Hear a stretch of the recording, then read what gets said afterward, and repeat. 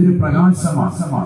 ഹിദായത്ത് എന്ന് പറഞ്ഞാൽ സഹോദര സഹോദരിമാരെ ആദ്യമായി മനസ്സിലാക്കേണ്ടത് ഉലമാക്കൾ ഇതിനെ തഅരീഫ് ഇട്ടത്, നിർവചനം നിർവഹിച്ചത് നൂറുൻ യഖ്ദിഫുഹുല്ലാഹു ഫീ ഖൽബിൽ മുഅ്മിനി എന്ന മുഅ്മിനായ മനുഷ്യന്റെ ഹൃദയത്തിൽ അല്ലാഹു നൽകിയിരിക്കുന്ന നേരിയ ഒരു പ്രകാശമാണ്, ഒരു ചെറിയ പ്രകാശത്തിന്റെ ശോണിമയാണ് ഹിദായത്ത്.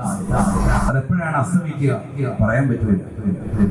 അതുകൊണ്ടാണ് എപ്പോഴും നമ്മൾ ചോദിക്കുന്നത്, ചോദിക്കാൻ നമ്മളോട് പഠിപ്പിച്ചതും അത് തന്നെയാണ്. റബ്ബനാ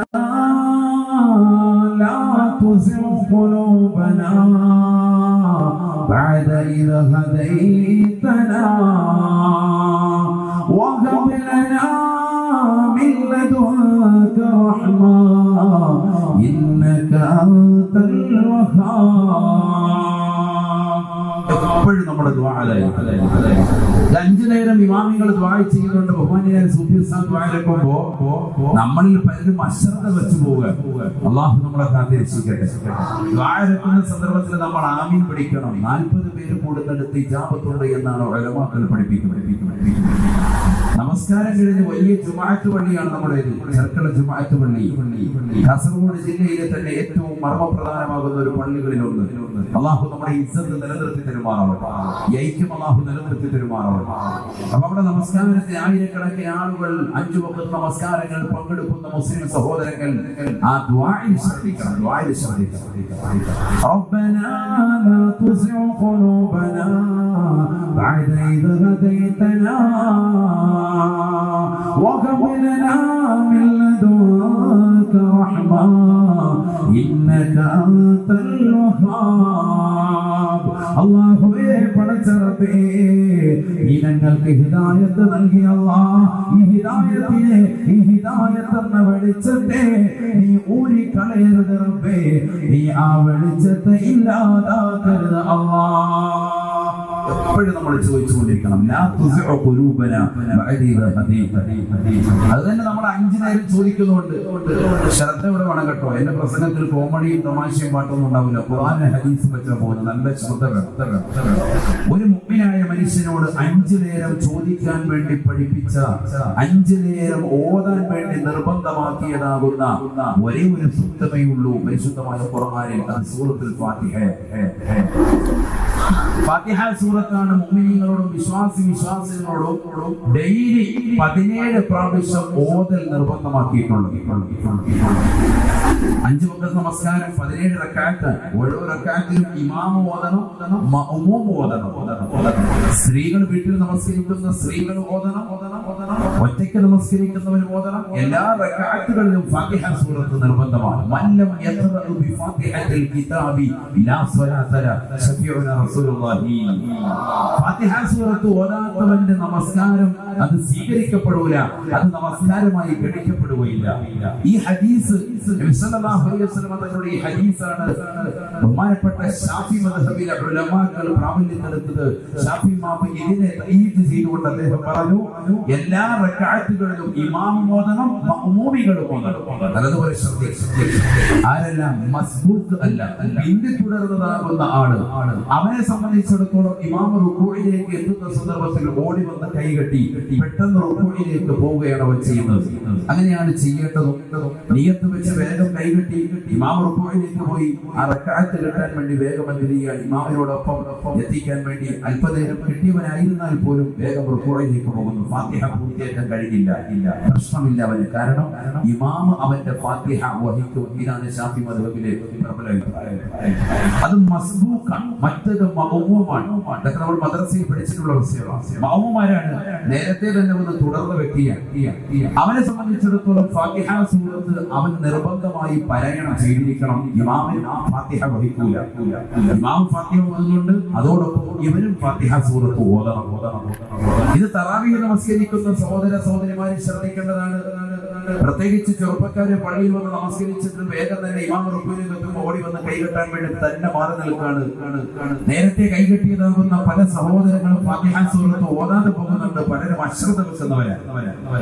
ഹബീബായി റസൂലുള്ളാഹി സ്വല്ലല്ലാഹു അലൈഹി വസല്ലം തങ്ങൾ പഠിപ്പിച്ചതനുസരിച്ച് നമ്മുടെ നമസ്കാരം ശരിയാവൂല. അതുകൊണ്ട് അത് ശ്രദ്ധിക്കണം. അപ്പൊ 5 വഖത്ത് നമസ്കാരങ്ങളിൽ 17 റക്അത്തിലായിട്ട് നമ്മൾ ചോദിക്കുന്ന ഒരേ ഒരു ചോദ്യം ഏതാണത്?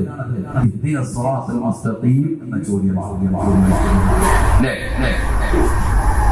ഹിദായത്ത് എന്ന വാക്ക്, ആ ഒരു കലിമ തന്നെ പരിചയപ്പെടുന്നത് ഒരു അടിമ എവിടെ നിന്നാണ്? ഫാത്തിഹ സൂറത്തിലെ 6ാമത്തെ ആയത്തിൽ നിന്നാണ്. ബിസ്മില്ലാഹിർ റഹ്മാനിർ റഹീം അൽഹംദുലില്ലാഹി റബ്ബിൽ ആലമീൻ അർറഹ്മാനിർ റഹീം മാലികി യൗമിദ്ദീൻ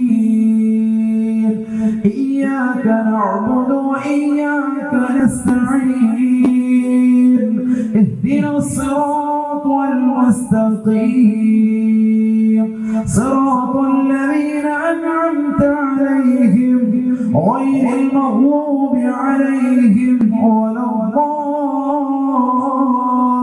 വലദ്ദാല്ലീൻ ആമീൻ.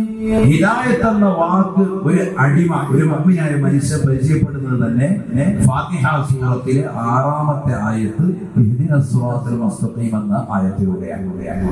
ആ ആയത്ത് ഹിദായത്ത് ചോദിക്കുന്ന ആയത്തുമാണ്. നല്ലതുപോലെ ശ്രദ്ധിക്കും. ഹിദായത്തിന് ചോദിക്കുന്ന ആയത്താണ്. ബാക്കിയൊക്കെ അതിന് മുമ്പുള്ള 5 ആയത്തും അല്ലാഹുവിനെ സ്തുതിക്കാൻ. ബിസ്മില്ലാഹിർ റഹ്മാനിർ റഹീം, റബ്ബിനെ പുകഴ്ത്ത്. അൽഹംദുലില്ലാഹി റബ്ബിൽ ആലമീൻ അർറഹ്മാനിർ റഹീം മാലികി യൗമിദ്ദീൻ ഇയ്യാക നഅ്ബുദു വഇയ്യാക നസ്തഈൻ. 5 ആയത്തും റബ്ബിനെ പുകഴ്ത്ത്. ആകെയുള്ള ചോദ്യം അതാണ്. ഏത്? ഇഹ്ദിനസ് സിറാത്തൽ മുസ്തഖീം, നേരായ മാർഗത്തിലേക്ക്, നേരായ സൽപാതാവിലേക്ക് ഞങ്ങളെ നീ തിരിക്കണേ അല്ലാഹ്. ഹിദായത്ത് ഞങ്ങൾക്ക് നൽകണേ അല്ലാഹ്. ഇതാണ് ആകാരത്തിൽ ചോദിക്കുന്നത്. അതുകൊണ്ട് തന്നെ ഫാത്തിഹ സൂറത്തിന് ഒരു പേര് കൂടിയുണ്ട്. ഇമാം ബൈളാവി റഹിമഹുല്ലാഹ് 18 പേരുകൾ അൻവാർ തൻസീൽ അസ്റാർ തഅ്വീൽ എന്ന മഹത്തായ അവിടുത്തെ തഫ്സീറിന്റെ തുടക്കത്തിൽ രേഖപ്പെടുത്തിയിട്ട് അതിൽ അദ്ദേഹം ഉൾപ്പെടുത്തിയിരിക്കുന്നു സൂറത്തു തഅലീമിൽ മസ്അല. സൂറത്തു തഅലീമിൽ മസ്അല, ചോദിക്കുന്നതിനെ പഠിപ്പിക്കുന്ന ഗ്രന്ഥം. ചോദ്യം പഠിപ്പിക്കുന്ന ഗ്രന്ഥം. എന്താണ് ചോദിക്കേണ്ടത് എന്നും പഠിപ്പിക്കുന്ന ഗ്രന്ഥം. ചോദിക്കേണ്ടത് എന്താണ്? ഹിദായത്ത്. ആകെ കൂടി അതിനകത്തുള്ള ചോദ്യം അതാണ്. നല്ലതുപോലെ ശ്രദ്ധിക്കണം നമ്മൾ. കാരണം ഹിദായത്ത് ഇതിങ്ങനെ 17 പ്രാവശ്യം ഡെയിലി നമ്മൾ ചോദിച്ചുകൊണ്ടിരിക്കുക. കാരണം എന്താ? ഇത് എപ്പോഴാണ് ഊരിപ്പോവുക എന്ന് പറയാൻ പറ്റുക. ബഹുമാനപ്പെട്ട ഉമർ ഇബ്നുൽ ഖത്താബ് റളിയല്ലാഹു അൻഹു അദ്ദേഹം ഇസ്ലാമിലേക്ക് പിന്നീട് കടന്നു വന്ന വ്യക്തിയാണ്. ആദ്യം അമുസ്ലിമായിരുന്നു, പിന്നീട് ഇസ്ലാമിലേക്ക് കടന്നു വന്നു. അദ്ദേഹത്തിന്റെ ഇസ്ലാം ആശ്രയിക്കുന്ന ചരിത്രമാണ് നമുക്കൊക്കെ അറിയാം. ഞാൻ അതിലേക്ക് കടക്കുന്നില്ല. ഞാൻ ഓർമ്മപ്പെടുന്നത് മഹാനുഭാവൻ ഈമാൻ പിന്നീട് ഊരപ്പെടാതെ ശ്രദ്ധിച്ചു എന്നുള്ളതാണ്. എന്ന് മാത്രമല്ല ആ ഈമാനിനെ അദ്ദേഹം കൂട്ടിക്കൂട്ടി കൊണ്ടുവന്ന് അവസാനം ഹബീബ് മുഹമ്മദ് മുസ്തഫ സല്ലല്ലാഹു അലൈഹി വസല്ലമ തങ്ങളുടെ ചാരത്ത് അദ്ദേഹത്തിന് അടങ്ങാൻ അല്ലാഹു തൗഫീഖ് കൊടുത്തു എന്നുള്ളതാണ്. ചിന്തിക്കണം. അമുസ്ലിമായിരുന്ന ഒരു സഹോദരൻ ഇസ്ലാമിലേക്ക് കടന്നു വന്നിട്ട് പ്രവാചക മുഹമ്മദ് സല്ലല്ലാഹു അലൈഹി വസല്ലമ തങ്ങളുടെ ചാരത്ത് അല്ലാഹു സുബ്ഹാനഹു വ തആല അടങ്ങാനുള്ള തൗഫീഖ് കൊടുത്തു. ബഹുമാനപ്പെട്ട ഉമർ ഇബ്നുൽ ഖത്താബ് റളിയല്ലാഹു അൻഹു, നമ്മൾ ജനിച്ചത് വാപ്പ മുസ്ലിം ഉമ്മ മുസ്ലിം, നമ്മൾ മുസ്ലിമായി ജനിച്ചു. പക്ഷേ ഇന്നും ആ ഹബീബിന്റെ ചാരത്ത് പോയി സലാം പോലെ പറയാൻ അല്ലാഹു നമുക്ക് തൗഫീഖ് നൽകിയിട്ടില്ല. എത്രയോ ആളുകൾ നമുക്കിടയിലുണ്ട്. അല്ലാഹു എത്രയും പെട്ടെന്ന് ആ പുണ്യ സദസ്സിലെത്താൻ അല്ലാഹു തൗഫീഖ് നൽകട്ടെ. ഈ റബീഉൽ അവ്വലിന്റെ മഹത്വം കൊണ്ട് അല്ലാഹു സാധിപ്പിക്കുമാറാവട്ടെ. പരിശുദ്ധ ഉംറയ്ക്ക് വേണ്ടി എത്രയോ ആളുകൾ ഈ സമയത്ത് യാത്ര പോയവരുടെ അല്ലാഹു അവർക്ക് ബറക്കത്ത് ചെയ്യട്ടെ. അവരുടെ ദുആകളിൽ അല്ലാഹു നമ്മളെ പങ്കാളികളാക്കുമാറാവട്ടെ. അവർ ചുരുക്കത്തിൽ ഈമാൻ എന്ന് പറയുന്നതാണ് ഏറ്റവും കാതലായ വശം. ഏറ്റവും കാതലായ വശം മരിക്കുന്ന സന്ദർഭത്തിൽ ആ ഈമാൻ നിർവഹിയാകണം. അതുകൊണ്ടാണല്ലോ ബക്കറ്റിൽ നമ്മൾ പൈസ കൊടുക്കുമ്പോഴും നമ്മുടെ നിയ്യത്ത് എന്താ? എന്റെ ആഖിറത്ത് നന്നാകണമെന്നാണ് നിയ്യത്ത്. എന്റെ അന്ത്യം വിജയത്തിലെത്തിക്കണം, എന്റെ ആത്മഹത്യ നന്നാകണം. എപ്പോഴും പഴയ കാലഘട്ടത്തിൽ ഉമ്മമാരും ഉപ്പമാരും ദ്വാരക്കുമ്പോ അവരാകെ പറയുന്നത് ആത്മഹത്യ നന്നാവുക അതൊരു വലിയ സംഭവമാണ്. അതൊരു നിസ്സാര സംഭവമായി നമ്മൾ കാണാൻ പാടില്ല. ബഹുമാനപ്പെട്ട സയ്യിദുനാ യൂസുഫ് നബി അലൈഹിസ്സലാം, യൂസുഫ് നബി അലൈഹിസ്സലാത്തു വസ്സലാമിന്റെ സഹോദരങ്ങൾ കൂടി കൊല്ലാൻ തീരുമാനിച്ച് വാപ്പയാവുന്ന യാക്കൂബ് നബി അലൈഹിസ്സലാമിന്റെ അടുക്കൽ നിന്ന് വിളിച്ചു കൊണ്ടുപോകുന്നു, കച്ചവടത്തിന് കൊണ്ടുപോകുന്നു. സൂറത്ത് യൂസുഫിനോട് അല്ലാഹു ഓർമ്മപ്പെടുത്തുക. വിശുദ്ധ ഖുർആനൊക്കെ നമ്മൾ ഓതണം, ഖുർആൻ നമ്മൾ പഠിക്കണം, ഖുർആനുമായി നമ്മൾ ബന്ധമുള്ളവരാകണം. അല്ലാഹു തൗഫീഖ് നൽകട്ടെ. ഖുർആനിൽ ഒരു സൂറത്തിന്റെ പേര് സൂറത്ത് യൂസുഫ്, മറ്റൊരു സൂറത്തിന്റെ പേര് സൂറത്തു ഇബ്രാഹിം. എന്തിനാണ് അല്ലാഹു സുബ്ഹാനഹു വ തആല ഇങ്ങനെ മുൻകഴിഞ്ഞു പോയ പ്രവാചകന്മാരുടെ പേര് വെച്ച് സൂക്തങ്ങൾ അവതരിപ്പിക്കുന്നു? പരിശുദ്ധമായ ഖുർആനിന്റെ പ്രത്യേകത തന്നെ മൂജസ് എന്നാണ് ഖുർആനിന്റെ തരീഫ് ഇമാം തൈബീൻ സുബക്കി റഹിമഹുല്ലാഹ് ജംഉൽ ജവാമിയിൽ രേഖപ്പെടുത്തിയത്. മൂജസായ കലാമാണ് ഖുർആനിലുള്ളത് എന്ന് പറഞ്ഞാൽ കുറഞ്ഞ വാക്കേയുള്ളൂ, വിശാലമാകുന്ന അർത്ഥത്തെ സൂചിപ്പിക്കുന്ന കലാമാണ് വിശുദ്ധ ഖുർആൻ. അങ്ങനത്തെ വിശുദ്ധമായ ഖുർആനിൽ എന്തിനാണ് മുൻകഴിഞ്ഞു പോയതാകുന്ന പ്രവാചകന്മാരുടെ ചരിതങ്ങൾ അല്ലാഹു പറയുന്നത്? അത് അത്രമേൽ പ്രധാനമാണ്, ഒഴിച്ചുകൂടാൻ പറ്റാത്ത വസ്തുതയാണ്. കുടുംബവുമായി ജീവിക്കുന്നവൻ തന്റെ സഹോദരങ്ങളുടെ ചതി തിരിച്ചറിയാൻ, സ്വന്തം സഹോദരങ്ങളുടെ കൂടോത്രങ്ങൾ തിരിച്ചറിയാൻ, അവരുടെ അസൂയയും വിദ്വേഷവും തിരിച്ചറിയാൻ പരിശുദ്ധ സൂറത്ത് യൂസുഫ് ഉപകാരപ്പെടും. അല്ലാഹു പഠിക്കാൻ തൗഫീഖ് നൽകട്ടെ. അത് പഠിക്കണം നമ്മൾ. ബഹുമാനപ്പെട്ട യൂസുഫ് നബി അലൈഹിസ്സലാത്തു വസ്സലാമിനെ സഹോദരങ്ങൾ വിളിച്ചു കൊണ്ടുവന്നു, കൊല്ലാനാണ് തീരുമാനം. മൂത്ത സഹോദരനാകുന്ന യഹൂദ പറഞ്ഞു, യഹൂദ എന്നാണ് യാക്കൂബ് നബിയുടെ മൂത്ത മകന്റെ പേര്. ആ യഹൂദയിലേക്ക് ചേർത്താണ് പിന്നീട് യഹൂദികൾ കടന്നു വന്നത് എന്ന് ചരിത്രം രേഖപ്പെടുത്തുന്നു. ആ യഹൂദ പറഞ്ഞു, നമുക്ക് ഇവരെ കൊന്നുകളയണ്ട, നമുക്ക് ഇവരെ ഏതെങ്കിലും പൊട്ടക്കിണറ്റിൽ കൊണ്ടുപോയി തള്ളിയിടാം. അദ്ദേഹം അല്പം അലിവ് മനസ്സിൽ വന്നു എന്നാണ്. അദ്ദേഹത്തിന്റെ നിർദ്ദേശം മറ്റുള്ള സഹോദരങ്ങൾ മാനിച്ചു, നേരെ കൊണ്ടുവന്ന പൊട്ടക്കിണറ്റിലേക്ക് തള്ളുകയാണ്. സംഭവമാണ്. പൊട്ടക്കിണറ്റിലേക്ക് കൊണ്ട് വലിച്ചെറിയാൻ വേണ്ടി നിൽക്കുമ്പോ ബഹുമാനപ്പെട്ട യൂസുഫ് നബി അലൈഹിസ്സലാത്തു വസ്സലാമിന്റെ വയസ്സ് അന്ന് 12 ആയിരുന്നു എന്ന് ചരിത്രം രേഖപ്പെടുത്തി. 12, 17 ഇങ്ങനെ രണ്ട് അഭിപ്രായം ഉലമാക്കൾക്കിടയിലുണ്ട്. 12 ആണ് എന്ന് ഇമാം ഫഖറുദ്ദീൻ റാസി റഹിമഹുല്ലാഹ് അവിടുത്തെ തഫ്സീറുൽ കബീറിൽ രേഖപ്പെടുത്തിയിട്ടുണ്ട്. അതെന്താ 12 എന്ന് പറയാൻ കാരണം? അദ്ദേഹം പറയുന്നു, അന്ന് സഹോദരങ്ങൾ അദ്ദേഹത്തെ കൊണ്ടുപോയത് തോളിലേറ്റിയിട്ടാണ് കൊണ്ടുപോകുന്നത്. തോളിലേറ്റണമെങ്കിൽ പ്രായം ചെറുതായിരിക്കണമല്ലോ. അതുകൊണ്ട് 12 എന്നുള്ളതാകുന്ന വയസ്സിനെ അദ്ദേഹം നിജപ്പെടുത്തി. അദ്ദേഹം അതുകൊണ്ട് തന്നെ സ്ഥിരപ്പെടുത്തുകയാണ്. അങ്ങനെ 12ാമത്തെ വയസ്സിൽ യൂസുഫ് നബി അലൈഹിസ്സലാമിനെ കൊണ്ടുവന്നു, പൊട്ടക്കിണറ്റിന്റെ വക്കിൽ വെച്ചു താഴേക്ക് കൊണ്ടിടാൻ പോവുക. യൂസുഫ് നബി അലൈഹിസ്സലാം ഒരു ദുആ കൊണ്ട് ചെയ്യുക, യാ ത്വാലിബ കുല്ലിൽ മത്ലൂബി യാ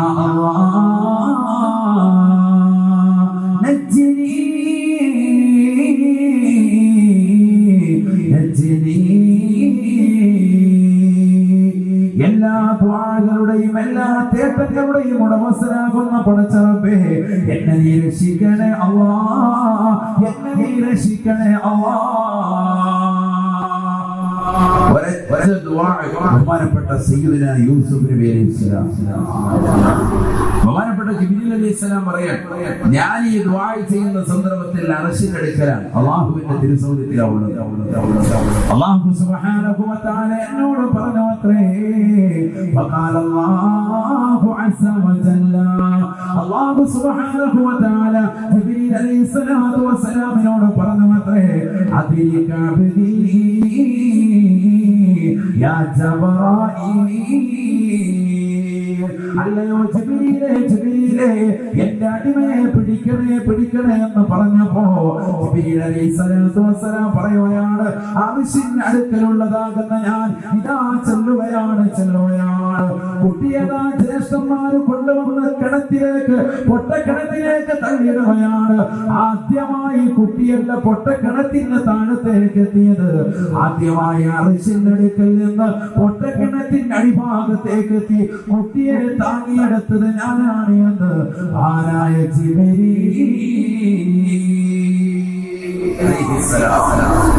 ജിബ്രീൽ അലൈഹിസ്സലാത്തു വസ്സലാം ആള് നിസ്സാരക്കാരനല്ല.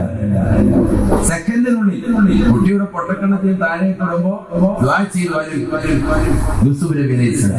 കുട്ടി താഴെ എത്തുമ്പോഴത്തേക്ക് അറശിനടുത്തുള്ള ജിബ്രീൽ അലൈഹിസ്സലാം വന്ന് താങ്ങിയിടാം. സെക്കൻഡിനുള്ളിൽ അള്ളാഹുവിന്റെ സഹായം എപ്പോഴും ഉണ്ടാകും. അള്ളാഹു തൗഫീഖ് നൽകട്ടെ. നമ്മൾ ചോദിക്കാൻ പഠിക്കരുത്. അബിയോട് നമ്മൾ ചോദിക്കണം.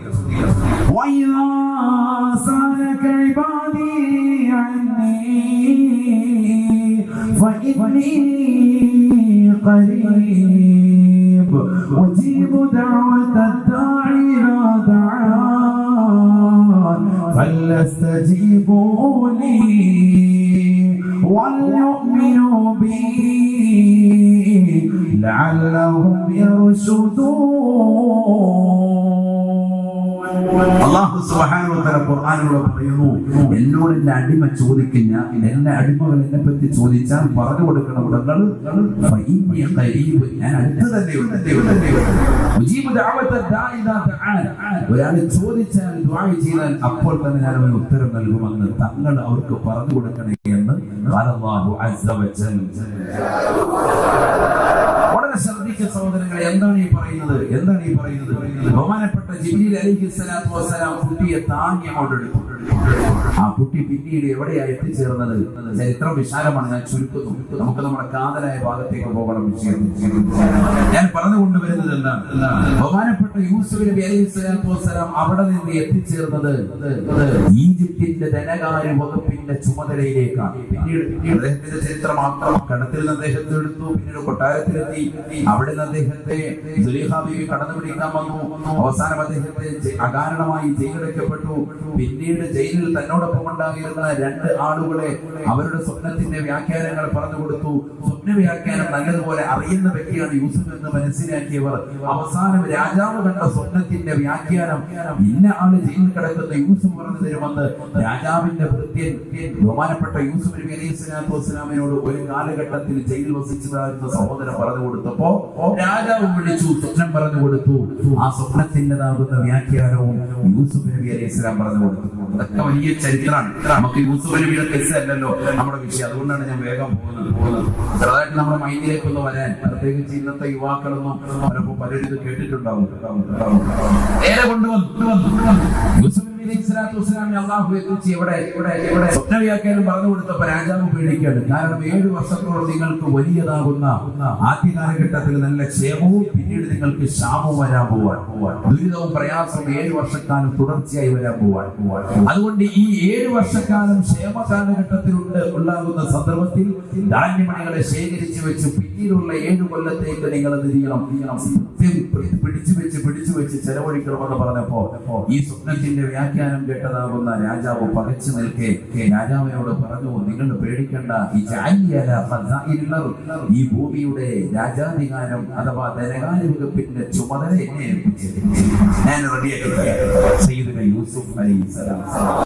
വലിയ ചരിത്രമാണ് കേട്ടോ, അതൊക്കെ പഠിക്കേണ്ടതാണ്. സമയമില്ലാത്ത നമുക്ക് ഇൻഷാ അല്ലാഹ് പിന്നീട് സംവദിക്കാം. അല്ലാഹു തൗഫീഖ് നൽകട്ടെ. യൂസുഫ് നബി അലൈഹിസ്സലാത്തു വസ്സലാമിന്റെ കൈകളിലേക്ക് ധനകാര്യ വകുപ്പിന്റെ ചുമതല ഏൽപ്പിച്ചു. അദ്ദേഹം ആ നാട് നല്ല രീതിയിൽ കൊണ്ടു നടന്നു. അവസാനം അദ്ദേഹത്തിന്റെ പ്രിയപ്പെട്ട ഉപ്പ യാഖൂബ് നബി അലൈഹിസ്സലാമും മക്കളാകുന്ന യഹൂദ അടക്കമുള്ള ജ്യേഷ്ഠ സഹോദരങ്ങളൊക്കെ അദ്ദേഹത്തിന്റെ മുന്നിൽ വന്ന് സുജൂദ് ചെയ്തു. റേഷൻ വാങ്ങാൻ വേണ്ടി വന്നിരുന്നു.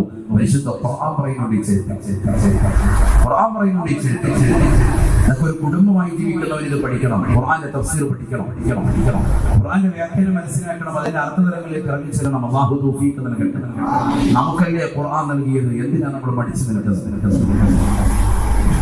യൂസുഫ് നബി അലൈഹിസ്സലാത്തു വസ്സലാമിന് ഈജിപ്തിൻ്റെതാകുന്ന ധനകാര്യ വകുപ്പിന്റെ ചുമതല കിട്ടി. എന്നിട്ടും യൂസുഫ് നബി അലൈഹിസ്സലാമിന്റെ പ്രാർത്ഥന അതേ സൂറത്ത് യൂസുഫിന്റെ അവസാന ഭാഗം പറയുന്നു, ഈ അധികാരവും ഈ പരമോന്നത പദവിയും എനിക്ക് നീ നിലനിർത്തണേ എന്ന് അല്ല അദ്ദേഹം ദുആ ചെയ്തു. നീ എനിക്ക് സുന്നത്തിന്റെ വ്യാഖ്യാനം പഠിപ്പിച്ചു തന്നു, ഇത് നിലനിർത്തണേ എന്നുമല്ല ബഹുമാനപ്പെട്ട യൂസുഫ് നബി അലൈഹിസ്സലാം ദുആ ചെയ്തത്. പിന്നെന്താ? ആ ദുആ ആണ് നമ്മുടെ ജീവിതത്തിൽ ഉണ്ടാവേണ്ടത്. അതാണ് ഞാൻ പറഞ്ഞത്, ഹിദായത്ത് ഊരാൻ പാടില്ല, ഊരിപ്പോകാതെ സൂക്ഷിക്കണം. بسم الله الرحمن الرحيم رب قد آتيتني من الملك وعلمتني من تأويل الأحاديث فاطر السماوات والأرض أنت ولي في الدنيا والآخرة توفني مسلما وألحقني بالصالحين ഈജിപ്തിന്റെ ധനകാര്യ വകുപ്പിന്റെ ചുമതലയിലേക്ക് ഒരു കാലഘട്ടത്തിൽ പൊട്ടക്കിടക്കിലേക്ക് തള്ളിയിടപ്പെട്ട യൂസുഫ് നബി അലൈഹി സ്വലാത്തു വസ്സലാമിനെ അല്ലാഹു കൊണ്ടെത്തിച്ചെങ്കിലും അദ്ദേഹത്തിന്റെ ദുആ പ്രസ്താവമാണ് ദുആ ഖുർആൻ ഓർമ്മപ്പെടുത്തുകയാണ് റബ്ബി ഖദ് ആതൈതനി മിനൽ മുൽക്ക് അധികാരത്തിന്റെ പരമോന്നത പദവിയിലേക്ക് എന്നെ നീ എത്തിച്ചു അല്ലാഹ് വഅല്ലംതനി മിൻ തഅവീലിൽ ഹദീസ് നീ എനിക്ക് സ്വപ്നത്തിന്റെ വ്യാഖ്യാനം പഠിപ്പിച്ചു തരുകയും ചെയ്തു അല്ലാഹ് ഫാത്തിറസ് സമാവാതി വൽ അർദ് ആകാശഭൂമികളെ ഒരു പ്ലാനിംഗ് ഇല്ലാതെ സൃഷ്ടിക്കുന്നതാകുന്ന പടച്ചറപ്പേ അന്ത വലി ഫി ദുനിയ വൽ ആഖിറ ദുനിയാവിലും ആഖിറത്തിലും നീയാണ് എന്റെ സഹായി അല്ലാഹ് നീയാണ് എന്റെ രക്ഷകൻ അല്ലാഹ് എനിക്ക് നിന്നോട് ചോദിക്കാനുള്ളത് തവഫനി മുസ്ലിമാ എന്നെ മുസ്ലിമായി മുഅ്മിനായി ഈ ലോകത്ത് നിന്ന് മരിപ്പിക്കണേ അല്ലാഹ് എന്നെ വഫാത്താക്കുമ്പോ എന്നെ ഈ ലോകത്ത് നിന്ന് വിട പറയിക്കുമ്പോ ഈമാൻ ഉണ്ടാകണേ അല്ലാഹ് തവഫനി മുസ്ലിമാ എന്നെ മുസ്ലിമായി മരിപ്പിക്കണേ അല്ലാഹ് നല്ല ദുആ. എനിക്ക് അധികാരവും എനിക്ക് സുഖത്തിന്റെ വ്യാഖ്യാനവും നിലനിർത്തണമെന്നല്ല എനിക്ക് നിന്നോട് ദ്വാരക്കേണ്ടത് തവഫനി മുസ്ലിമ എന്നെ മുസ്ലിമായി മരിപ്പിക്കണം വൽഹഖനി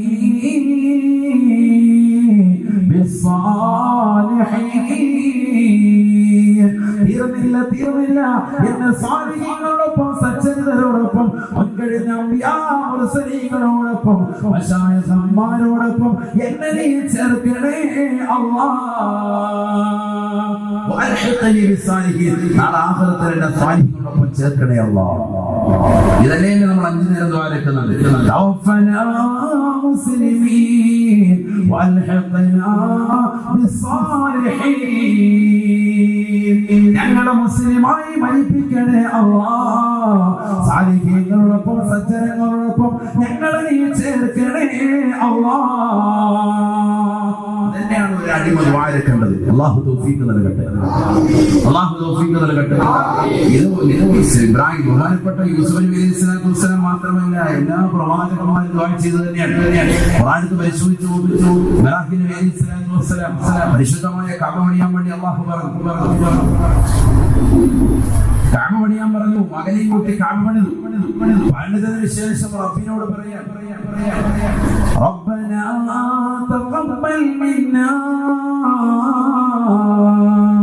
إنك أنت السميع العليم അല്ലാഹുവേ പടച്ചറബേ ഞങ്ങൾ നിന്ന് നീ സ്വീകരിക്കണേ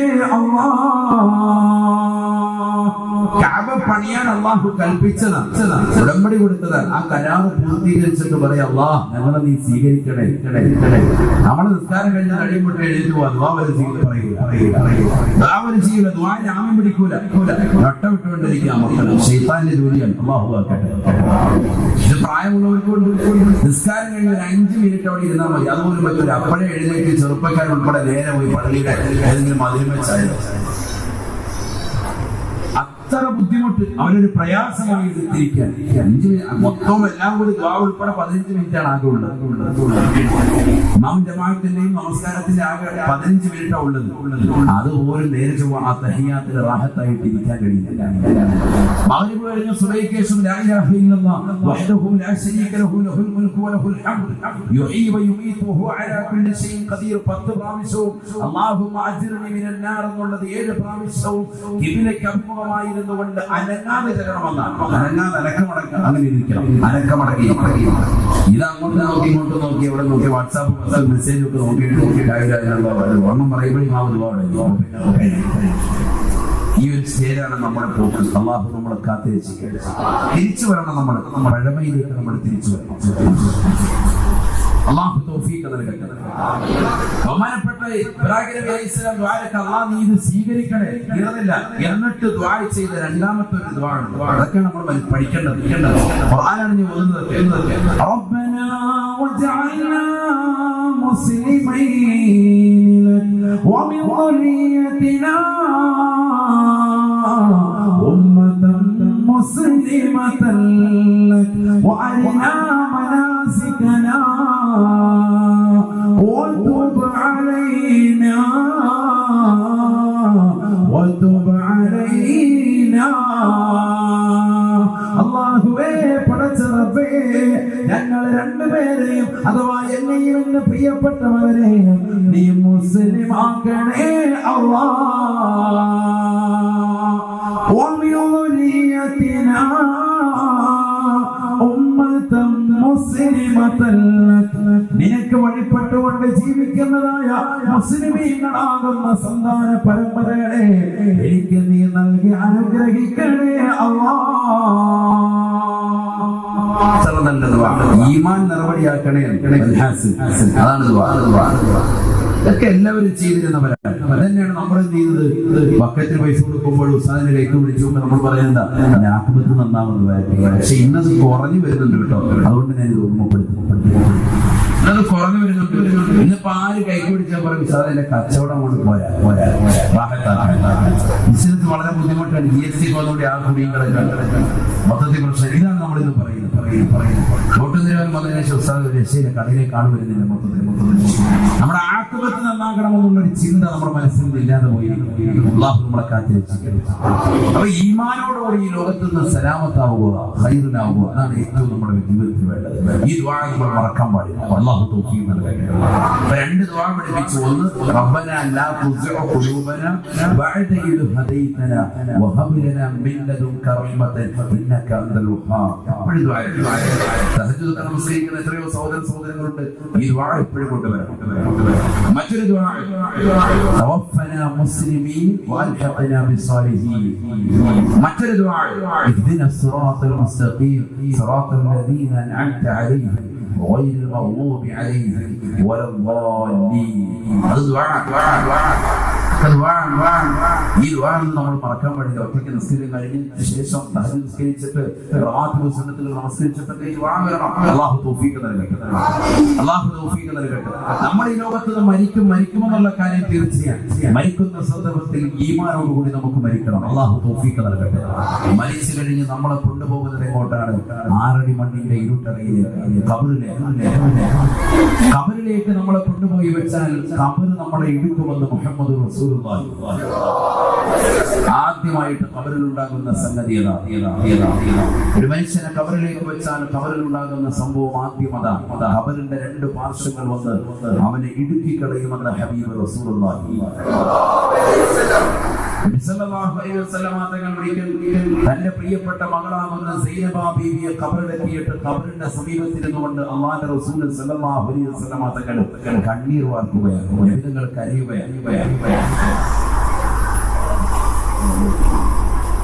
കരയുന്ന സന്ദർഭത്തിൽ സഹാബത്ത് വന്നുകൊണ്ട് നബിയോട് ചോദിച്ചു, തങ്ങൾ എന്തിനാണ് കരയുന്നത് നബി? തങ്ങൾ എന്തിനാ വിഷമിക്കുന്നത്? കരച്ചിൽ എന്ന് പറഞ്ഞാൽ അട്ടഹസിച്ചുള്ള കരച്ചിലല്ല. ഇന്നിപ്പോ കരച്ചിലൊക്കെ ഒരു സിനിമാ മോഡലും അല്ലെങ്കിൽ സ്വന്തം കുടുംബാദികളെ കാണിക്കാൻ വേണ്ടിയും മറ്റുള്ള ഇതര സമുദായത്തിലെ സഹോദരങ്ങളുടെ കരച്ചിലൊക്കെ ഇന്ന് നമ്മുടെ ജീവിതത്തിലേക്ക് കയറി വരുന്നുണ്ടോ എന്നൊരു സംശയം. അതുകൊണ്ട് തന്നെ മരിക്കുന്ന വീട്ടില് മരിച്ചു കിടക്കുന്ന വീട്ടിലേക്ക് സ്വന്തം ബാപ്പ മരിച്ചിടക്കാണ് പെങ്ങള് മക്കള് മൂത്ത മോളിരുന്ന് കരച്ചിൽ കുറച്ചു നേരം കഴിയുമ്പോൾ നിർത്തി. അത് കഴിഞ്ഞ് ആങ്ങളമാരെങ്കിലും ഗൾഫിലോട് വന്നു കഴിയുമ്പോൾ ഉണ്ട് അവരെ കാണിക്കാൻ ഒരു കരച്ചിൽ. വെറുതെ പറയുന്നത് അതൊക്കെ ഒരു സിനിമയിൽ നിന്നും സീരിയലിൽ നിന്നും കയറി വന്നതാണോ എന്നൊരു സംശയം. കാരണം അവരെ കാണിക്കാൻ വേണ്ടി ഒരൊറ്റ കരച്ചിൽ, പിന്നെ രണ്ടാമത്തെ സീൻ അവിടെ വീണ്ടും ശ്രദ്ധിക്കുക. വീണ്ടും അത് കഴിഞ്ഞ് അടുത്തൊരു കുടുംബാതി വരുന്നു. അവരിങ്ങനെ ഇവരെ നോക്കുമല്ലോ, നോക്കുന്ന സന്ദർഭത്തിൽ ഇവക്കൊരു കുഴപ്പമില്ലല്ലോ, ഒരു കരച്ചിലില്ലല്ലോ, ഒന്ന് കരുതുമെങ്കിലും ഒന്ന് കരുതിയിട്ട് വീണ്ടും ഒന്ന് കരുതാം. അങ്ങനെ ആ ഒരു ചിന്ത വെച്ചിട്ട് കരുതുന്നത്. അങ്ങനെ നമ്മൾ കരുതി കാണിക്കണ്ട, അതൊക്കെ തെറ്റാണ്. വളരെ ശ്രദ്ധിക്കണം. കരച്ചിലെന്ന് പറഞ്ഞാൽ നമ്മുടെ ഹൃദയത്തിൽ നിന്ന് വരുന്നതാണ്. തങ്ങളുടെ മക്കളൊക്കെ മരിച്ചപ്പോൾ നബിതങ്ങൾ കരഞ്ഞിട്ടുണ്ട്. സഹാബത്തിൽ ചിലർ മരിച്ചപ്പോൾ പോലും നബിതങ്ങൾ കണ്ണീർ വാർത്തിട്ടുണ്ട്. കണ്ണീർ വാർക്കുകയാണ് കരച്ചിൽ എന്ന് പറഞ്ഞത്. അല്ലാതെ ഏങ്ങി അടിച്ചിട്ട് നെഞ്ചിട്ടടിച്ചോ പൊട്ടിക്കരയോ അതല്ല. ഹബീബായ റസൂലുള്ളാഹി സ്വല്ലല്ലാഹു അലൈഹി വസല്ലം തങ്ങൾ പറഞ്ഞിട്ടില്ലയോ, ലൈസ മിന്നാ മൻ ശഖൽ ജുദൂദ വൽ ഖുദൂദ്. ശരീരത്തിലെ വസ്ത്രങ്ങൾ വലിച്ചു കീറുകയും കവൾ തടത്തിലും കൈകൊണ്ടടിക്കുകയും ചെയ്യുന്നതാകുന്ന ആളുകൾ എന്നിൽപ്പെട്ടവരല്ല എന്ന് ഹബീബായ റസൂലുള്ളാഹി. അങ്ങനെ ചെയ്യുന്ന എത്രയോ ചെറുപ്പക്കാരുണ്ട്, എത്രയോ സഹോദരങ്ങളുണ്ട്. അറിയാത്തത് കൊണ്ടായിരിക്കും. അല്ലാഹു കാത്തിരക്ഷിക്കട്ടെ. ഹബീബായ റസൂലുള്ളാഹി സ്വല്ലല്ലാഹു അലൈഹി വസല്ലം തങ്ങൾ തന്റെ പ്രിയപ്പെട്ട അനുയായികൾ നിൽക്കെ സൈനബ ബീവിയെ ഖബറടക്കിയിട്ട് ഖബറിന്റെ സമീപത്തിരുന്നു കൊണ്ട് കരയുമ്പോൾ സഹാബത്ത് അല്ലാഹുവിന്റെ റസൂലിനോട് ചോദിക്കുകയാണ്, മായുബികീക യാ റസൂലല്ലാഹ്, നബിയേ എന്തിനാണ് കരയുന്നത് നബിയേ, എന്തിനാണ് കരയുന്നത് നബിയേ? ഫഖാല റസൂലുള്ളാഹി സ്വല്ലല്ലാഹു അലൈഹി വസല്ലം, അല്ലാഹുവിന്റെ റസൂൽ മറുപടി കൊടുത്തു അത്രേ, ലഖദ് സമിഅതു റഗതൻ മിനൽ ഖബർ സമിഅ സൗതഹാ മാ ബൈനൽ ഖാഫിഖൈൻ. ഹബീബായ റസൂലുള്ളാഹി സ്വല്ലല്ലാഹു അലൈഹി വസല്ലം തങ്ങൾ തന്റെ പ്രിയപ്പെട്ട അനുയായികളോട് പറയുകയാണ്, സഹാബത്തെ, എന്റെ പ്രിയപ്പെട്ട മകളാകുന്ന സൈനബയെ ഖബറെടുക്കുന്ന ശബ്ദം ഞാൻ എന്നെ കർണപുടം കൊണ്ട് കേട്ടുപോയെന്ന് ഹബീബായ റസൂലുള്ളാഹി. എന്റെ മകളെ ഖബറെടുക്കുന്ന ശബ്ദം ഞാൻ കേട്ടു. മുഹമ്മദ് റസൂലുള്ളാഹി. ഖബറിലെ ഇടുക്കം ചെറുതല്ല. വളരെ ശ്രദ്ധിക്കുക. സഹാബത്തുടനെ അല്ലാഹുവിന്റെ റസൂലിനോട് ചോദിക്കുകയാണ്, അലി ഖാസിമുൽ ഹഖലാ യാ റസൂലല്ലാഹ്. ഹബീബായ നബി തങ്ങളെ, നബിയേ, അവിടുത്തെ മൂത്ത മകനാകുന്ന ഖാസിം നേരത്തെ മരണപ്പെട്ടില്ലയോ? ആ മകനെയും ഖബറെടുക്കുകയോ, ആ മകനെ ഖബറെടുക്കുന്ന ശബ്ദം തങ്ങളെ കേട്ടോ നബിയേ? ഫഖാല റസൂലുള്ളാഹി സ്വല്ലല്ലാഹു അലൈഹി വസല്ലം, ഹബീബായ റസൂലുള്ളാഹി സ്വല്ലല്ലാഹു അലൈഹി വസല്ലം തങ്ങൾ തന്റെ പ്രിയപ്പെട്ട അനുയായികളോട് ഓർമ്മപ്പെടുത്തുകയാണ്, നഅം യാ സാബാ, നഅം യാ സാബാ വലൽ ഇബ്രാഹിം അല്ലദീ അസ്ഗറ മിൻഹു. എന്റെ പ്രിയപ്പെട്ട മകളാകുന്ന സൈനബയെ മാത്രമല്ല, മൂത്ത മകനാകുന്ന ഖാസിമിനെ മാത്രമല്ല, ചെറുപ്പത്തിലെ മരണപ്പെട്ടു പോയ ഇബ്രാഹിം എന്ന മകനെ പോലും ഖബർ വെറുതെ വിട്ടില്ല. സാബാ ലഖദ് സമിഅതു റഗതൻ മിനൽ ഖബർ.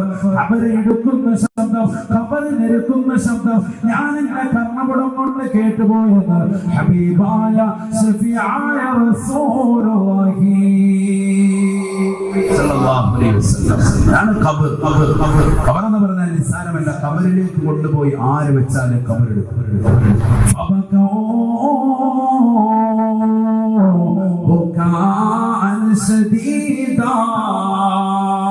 ഹബീബായ റസൂലുള്ളാഹി സ്വല്ലല്ലാഹു അലൈഹി വസല്ലം തങ്ങളുടെ വർത്തമാനം കേട്ടുകൊണ്ട് സഹാബത്ത് കരയുകയാണ്, പൊട്ടിക്കരയുകയാണ്. സഹാബത്ത് കരയുകയാണ്. ഹബീബായ നബി തങ്ങളുടെ മക്കളെ ഖബറെടുക്കുകയോ. ഇത് കേട്ടുകൊണ്ട് സഹാബത്ത് ലഭിക്കുമ്പോ റസൂലുള്ളാഹി സ്വല്ലല്ലാഹു അലൈഹി വസല്ലം ഹബീബായ നബി തങ്ങൾ സഹാബത്തിനോട് പറയുകയാണ്, സഹാബാ ഫവല്ലാഹി ഇന്ന ലിൽ ഖബരി ലവഖതതാ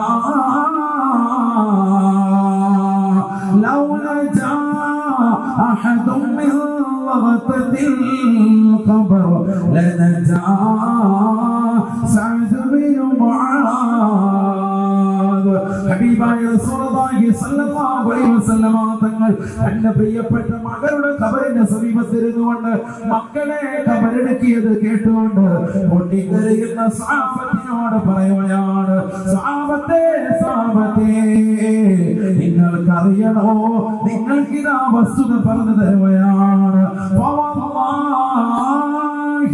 ഈ ലോകത്തിന്റെ തമ്പുരാനായ ജഗന്നിയന്താവായ പരിപാലകനായ സർവേശ്വരനായ സർവാധിപതിയായ സർവലോക സൃഷ്ടിപ്പിന് സമഹാരകർത്താവായ പടച്ചറപ്പില്ലയോ അല്ലാഹു ഇല്ലയോ, ആ റബ്ബിനെ തന്നെയാണ് സത്യം. ഇന്നലിൽ ഖബരി ലവഖതതാ, നിശ്ചയം ഖബറിനൊരിടുക്കമുണ്ടേ, ഖബറിനൊരു ഞെരുക്കമുണ്ടേ. ഏത് മനുഷ്യനെ കൊണ്ടുപോയും ഖബറിലേക്ക് വെച്ച് കഴിഞ്ഞാൽ എത്ര വലിയ ആലിമാകട്ടെ, സയ്യിദാകട്ടെ, സാധാരണക്കാരനാകട്ടെ, നീളമുള്ളവനാകട്ടെ, പൊക്കം കുറുകിയവനാകട്ടെ, വണ്ണമുള്ളവനാകട്ടെ, മെലിഞ്ഞോട്ടിയവനാകട്ടെ, ഏത് മനുഷ്യനെ കൊണ്ടുപോയി ഖബറിലേക്ക് വെച്ചാലും 6 അടി മണ്ണിന്റെ ഇരുട്ടറയിലേക്ക് എടുത്തു വെച്ചുകൊണ്ട് ജനങ്ങളെ പിന്തിരിഞ്ഞു പോകുമ്പോ ഖബറവനെ എടുക്കുമെന്ന് ഹബീബായ റസൂലുള്ളാഹി. ലൗ നജാ أحد من ربطة القبر لنجا سعد بن معاذ. ഹബീബായ റസൂലുള്ളാഹി സ്വല്ലല്ലാഹു അലൈഹി വസല്ലമ തങ്ങൾ തന്റെ പ്രിയപ്പെട്ട അനുയായികളോട് ഉറപ്പെടുത്തുകയാണ്, ആരെങ്കിലും ഖബറിന്റെ ഇടുക്കത്തിൽ നിന്ന്, അതിന്റെ നിരുക്കത്തിൽ നിന്ന്, അതിന്റെ പ്രയാസത്തിൽ നിന്ന്, അതിന്റെ വിഷമത്തിൽ നിന്ന്, അതിന്റെ ദുഃഖത്തിൽ നിന്ന്, അതിന്റെ വിരഹത്തിൽ നിന്ന്, ആ ഖബറിന്റെ നിരുക്കത്തിൽ നിന്ന് രക്ഷപ്പെടുമായിരുന്നുവെങ്കിൽ ലനജാ സഅദ് ബിൻ മുആദ്, എന്റെ അനുയായിയായ സഅദ് ബിൻ മുആദ് റളിയല്ലാഹു അൻഹു രക്ഷപ്പെടുമായിരുന്നു എന്ന് ഹബീബായ റസൂലുള്ളാഹി. അഥവാ സഅദ് ബിൻ മുആദ് പോലും ഖബറിന്റെ ഇടുക്കത്തിൽ നിന്ന് രക്ഷപ്പെട്ടിട്ടേ ഇല്ല.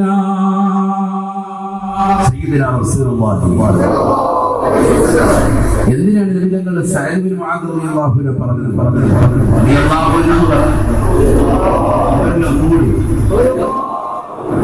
ഇങ്ങനെ പറയും, മറ്റേ ഷറാഫാടെ വേദികൾക്കാണ് അരികാണ്ട് കിട്ടുന്നത്.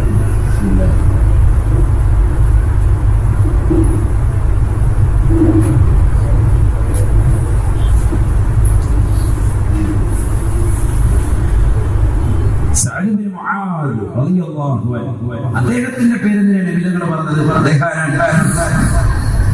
അബൂബക്കർ സിദ്ദീഖ് റളിയല്ലാഹു അൻഹു ഉണ്ട്, ഉമർ ഇബ്നു ഖത്താബ് തങ്ങളുണ്ട്, ഉസ്മാൻ ഇബ്നു അഫ്ഫാൻ തങ്ങളുണ്ട്, അലി തങ്ങളുണ്ട്, എത്രയോ അശ്റഫുൽ മുബശ്ശറത മറ്റു സഹാബത്തൊക്കെ ഉണ്ട്.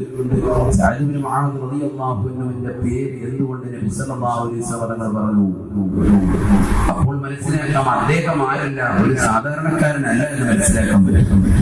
ഖബറിന്റെ ഇടുക്കത്തിൽ ആരെങ്കിലും രക്ഷപ്പെടുമായിരുന്നുവെങ്കിൽ ലനജാ സഅദ് ബിൻ മുആദ് റളിയല്ലാഹു അൻഹു, സഅദ് ബിൻ മുആദ് ഒരു രക്ഷപ്പെട്ടതിനെ ഹബീബ് റസൂലുള്ളാഹി. ആരാണ് സഅദ് ബിൻ മുആദ് റളിയല്ലാഹു അൻഹു?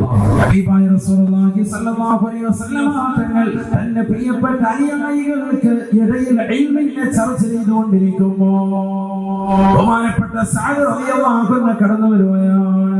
ഹബീബായ നബി തങ്ങൾ പറഞ്ഞു അത്രേ, ഓ മോനെ സയ്യിദിക്കും, നിങ്ങളുടെ നേതാവ് വരുന്നുണ്ടേ, എഴുന്നേൽക്കണേ, എഴുന്നേൽക്കണേ. ഹബീബ് റസൂലുള്ളാഹി ഹബീബായ റസൂലുള്ളാഹി സ്വല്ലല്ലാഹു അലൈഹി വസല്ലം തങ്ങൾ പരിശുദ്ധമായ മക്കയിൽ നിന്ന് പുണ്യമാക്കപ്പെട്ട മദീനയിലേക്ക് പോകുമ്പോൾ ശത്രുക്കളുടെ ശല്യം സഹിക്കവയ്യാതെ മദീനയിലേക്ക് പലായനം ചെയ്യുമ്പോൾ ത്വാലൽ ബദറു അലൈനാ മിൻ ഫരിയാത്തിൽ വദാ വജബ ശുക്രു അലൈനാ ആദഅ ലില്ലാഹി ദാ. ഹബീബായ നബി സല്ലല്ലാഹു അലൈഹി വസല്ലം തങ്ങളെ പ്രകീർത്തിച്ചതാകുന്ന സ്വഹാബത്തില്ലയോ, മദീന നിവാസികളാകുന്ന അൻസാരികളില്ലയോ, സ്വഹാബത്തില്ലയോ, ആ സ്വഹാബത്തിന്റെ ലീഡർഷിപ്പ് ആയിരുന്നു സഅദ് ബിൻ മുആദ്. അവരുടെ ലീഡറാണ്. അൻസാരികളുടെ മദീന നിവാസികളുടെ ലീഡർ ബഹുമാനപ്പെട്ട സഅദ് ബിൻ മുആദ്. രണ്ട് കൂട്ടരാണല്ലോ സഹാബത്ത്. ഒന്ന് മുഹാജിറുകൾ, മറ്റൊന്ന് അൻസാരികൾ. മക്കയിൽ നിന്ന് മദീനയിലേക്ക് പലായനം ചെയ്തവരെ മുഹാജിറുകൾ, അവിടെ അവർക്ക് സഹായം ചെയ്തു കൊടുത്ത മദീന നിവാസികളാകുന്ന സഹാബത്ത് അൻസാരികളുടെ നേതാവാണ് ബഹുമാനപ്പെട്ട സഅദ് ബിൻ മുആദ്. അതുകൊണ്ട് തന്നെ വിരകൾ പറയാൻ നിങ്ങളുടെ നേതാവ് എന്നത് എഴുന്നേക്കണേ മുഹമ്മദ് റസൂലുള്ളാഹി. അല്ലാഹുവിന്റെ റസൂൽ പറയുന്നു, ഓർക്കണം, പ്രവാചകൻ ഒരു അരുമ ശിഷ്യനാണ്. പക്ഷെ അദ്ദേഹം മറ്റുള്ളവർക്ക് നേതാവ് കൂടിയാണ്. ആ നാട്ടിലെ പ്രമാണികൾ അതുകൊണ്ട് പറഞ്ഞ് എഴുന്നേക്ക്. അദ്ദേഹം ഇതങ്ങൾ പറയണമെങ്കിൽ ആൾ നിസ്സാരക്കാരനല്ല. ബഹുമാനപ്പെട്ട സഅദ് ബിൻ മുആദ് റളിയല്ലാഹു അൻഹു മരണപ്പെട്ടു പോയി. സഹാബത്തോട് വരികയാണ്. ഹബീബായ റസൂലുള്ളാഹി സ്വല്ലല്ലാഹു അലൈഹി വസല്ലമ തങ്ങളോട് പറഞ്ഞു അത്രേ, വഫിയ സയ്യിദുനാ സഅദ് ബിൻ മുആദ്. നബിയേ ഞങ്ങളുടെ പ്രിയപ്പെട്ട നേതാവായി അവിടുന്ന് ഞങ്ങൾക്ക് പരിചയപ്പെടുത്തിയ അൻസാരികളുടെ നേതൃത്വമില്ലയോ, സഅദ് ബിൻ മുആദ് വഫാത്തായി പോയി നബിയേ. ഹബീബായ റസൂലുള്ളാഹി സ്വല്ലല്ലാഹു അലൈഹി വസല്ലമ തങ്ങൾ സഹാബത്തോടൊപ്പം ആ വീട്ടിലേക്ക് ചെല്ലുകയാണ്. മയ്യത്ത് കുളിപ്പിക്കാൻ നിർദ്ദേശം കൊടുക്കുകയാണ്. മയ്യത്ത് കുളിപ്പിച്ച് കഫൻ ചെയ്ത് ജനാസ കട്ടിലിനടുത്ത് വെച്ച് ആ മയ്യത്ത് കട്ടിൽ സഹാബത്ത് ചുമന്നുകൊണ്ട് വരുമ്പോ സഹാബത്ത് അല്ലാഹുവിന്റെ റസൂലിനെ നോക്കുകയാണ്. ഹബീബായ റസൂലുള്ളാഹി സ്വല്ലല്ലാഹു അലൈഹി വസല്ലമ തങ്ങൾ കാല് നിലത്ത് കുത്തുന്നില്ല, വിരല് മാത്രം കുത്തിക്കൊണ്ടാണ് നടക്കുന്നത്. പാദം കാല് നിലത്തൂന്നാതെ വിരല് മാത്രം കുത്തി നടക്കുന്നത് എന്തിനാണ് നബിയെ? മാലക യാ റസൂലല്ലാഹ്, മാലക യാ ഹബീബല്ലാഹ്. എന്ത് പറ്റി നബിയെ, എന്ത് പറ്റി നബിയെ?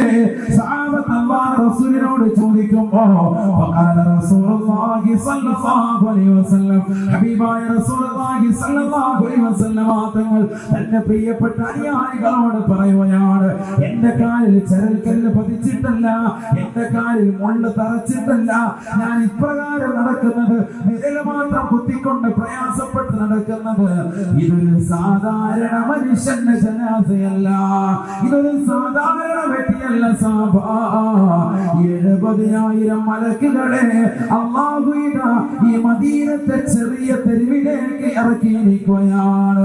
അദ്ദേഹത്തിന്റെ ജനാസ അനുഗമിക്കാൻ, സഅദ് ബിൻ മുആദിന്റെ ജനാസ അനുഗമിക്കാൻ, അദ്ദേഹത്തിന്റെ മയ്യത്ത് നമസ്കാരത്തിൽ പങ്കാളികളാകാൻ ഇതാ 70,000 മലക്കുകളെ അല്ലാഹു മദീനയിലേക്ക് ഇറക്കിയിരിക്കുകയാണ്. ഈ മദീനത്തെ ചെറിയ തെരുവിലൂടെ 70,000 മലക്കുകളുടെ തിങ്ങി തിരക്കൽ കാരണം എനിക്ക് എന്റെ കാല് നിലത്ത് കുത്താൻ കഴിയുന്നില്ല എന്ന് ഹബീബായ ശഫീആയ റസൂലുള്ളാഹി. തീർന്നില്ല. ഉലമാക്കൾ രേഖപ്പെടുത്തുകയാണ്, വമഹ്തസ റസൂലുള്ളാഹി മിൻ അജലി ഖാലിഖി സമിഅനാ ബിഹി ഇല്ലാ ലിസഅദി അബാമിരി. ആരായ സഅദ് ബിൻ മുആദ് റളിയല്ലാഹു അൻഹുവിന്റെ മരണവാർത്ത കേട്ടപ്പോ അല്ലാഹുവിന്റെ അർശ് പോലും വിറങ്ങലിച്ചു അത്രേ. റബ്ബിന്റെ അർശ് പോലും വിറങ്ങലിച്ചു അത്രേ. ബഹുമാനപ്പെട്ട സഅദ് ബിൻ മുആദിന്റെ മരണവാർത്ത കേട്ടപ്പോൾ ഉലമാക്കൾ രേഖപ്പെടുത്തിയെങ്കിൽ ചിന്തിക്കണേ, ആരാണ് Saad bin Muadh? Saad bin Muadh റളിയല്ലാഹു അൻഹു നിസ്സാരക്കാരനല്ല. ആ സഅദ് ബിൻ മുആദ് റളിയല്ലാഹു അൻഹുവിനെ കൊണ്ടുവന്ന് ഖബറിലേക്ക് വെച്ചപ്പോ ഹബീബായ നബി തങ്ങൾ പറയുകയാണ്, ലഖദ് സമിഉ